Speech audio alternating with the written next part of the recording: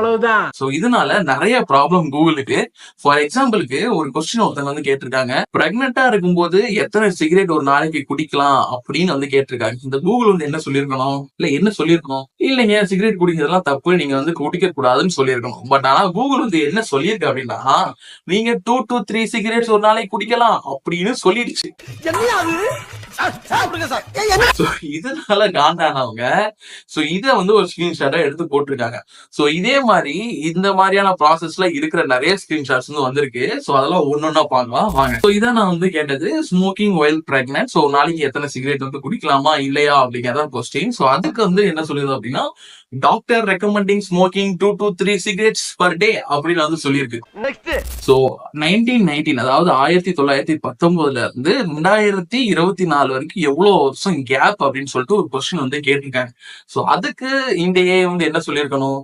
so almost